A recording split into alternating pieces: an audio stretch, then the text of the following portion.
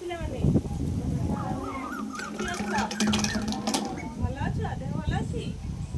ଖାଇକି ଆସିଛ ସମସ୍ତେ? କ'ଣ ଖାଇଛ? ତମେ କ'ଣ ଖାଇକି ଆସିଛ? ବିସ୍କିଟ୍ ଖାଇକି ଆସିଛ? ଠିକ୍ ଅଛି। କାଲି ଆମେ କ'ଣ ପଢ଼ିଥିଲେ? ନେକ୍ସଟ କ୍ଲାସ୍ରେ ପଢ଼େଇ ଦେଇଥିଲେ। ସେଦିନ କ'ଣ ପଢ଼ିଥିଲେ କି ରେ?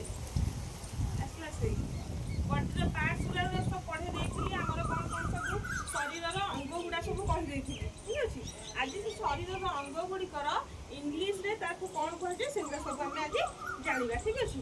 ଜଣକୁ ଡାକିବି, ସେ ଆସିବ, ଠିଆ ହେବ, ତାର ବଡ଼ିର ପାର୍ଟସ୍ ଗୁଡ଼ା ଶରୀରର ଅଙ୍ଗ ଗୁଡ଼ା ସବୁ କହିବ, ତାର ଇଂଲିଶ ସବୁଗୁଡ଼ା ମୁଁ କହିଦେବି ତମକୁ, ତମେ ଆଜି ଶୁଣିବ, ମନେ ରଖିବ। ଠିକ୍ ଅଛି। ତମେ ଆସ ଏଠି।